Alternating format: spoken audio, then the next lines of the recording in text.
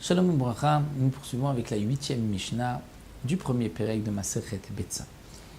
La Mishnah nous enseigne encore une marloquette entre Bet Shammai et Bet Hillel pour celui à Borer Kitnit Biyom Tov qui va faire le tri de légumineux le jour du Yom Tov, des kitniot, des petits pois par exemple le jour du Yom Tov.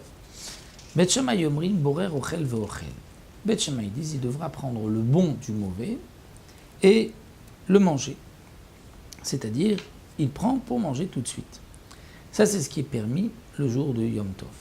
Bet Hillel disent non. Borer Kedarko.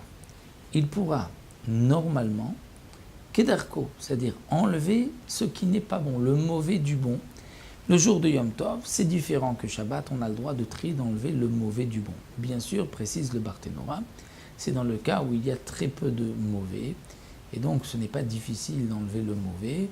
Ce serait donc plus difficile d'enlever le bon du mauvais, donc on nous permet d'enlever, ne pas trop se fatiguer Yom Tov, on enlève le mauvais du bon. Mais si il est plus difficile d'enlever le mauvais que le bon, si par exemple le mauvais est très fin et que le bon est plus gros et qu'il est plus facile de le prendre, la Bet Hillel sont d'accord qu'il faudra prendre le bon et laisser le mauvais pour faire le moins de tira, de fatigue le jour de Yom Tov. Borer Ochel Veochel pour Bet Shammai. On enlèvera le bon du mauvais, on le mangera. Bet Hillel, non, on peut même enlever le mauvais du bon s'il y a moins de travail que d'enlever le bon du mauvais.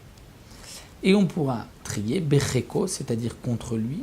Bekanon, canon, c'est donc un ustensile de l'époque qui servait aussi à trier. Betamchou, il y a un grand plat.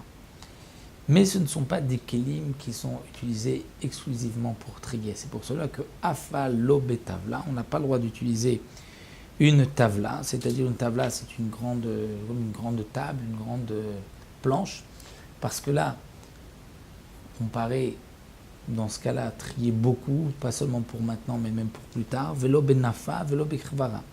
Ni avec un tamis, donc ça, il y a une sorte de tamis plus gros ou plus petit. Ça, c'est interdit. Pourquoi ? Parce que lorsqu'on fait avec un tamis, celui qui nous voit pourrait penser qu'on ne trie pas pour aujourd'hui, mais pour le lendemain. Donc là, c'est interdit, puisqu'on ne peut trier que pour le jour même.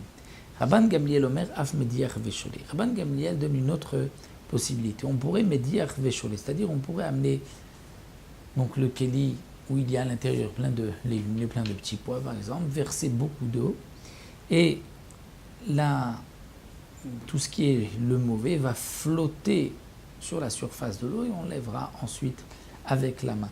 Donc ça, c'est permis d'après Rabban Gamliel, même cette sorte de trier de cette manière-là.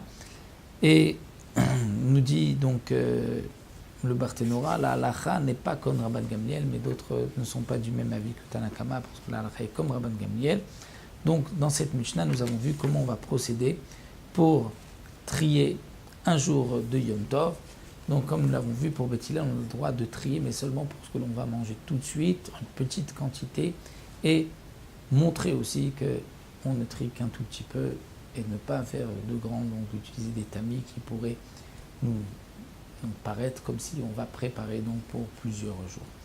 Donc voilà pour la 8e Mishnah. On se retrouvera Bezrat Hashem avec une nouvelle Mishnah la prochaine fois.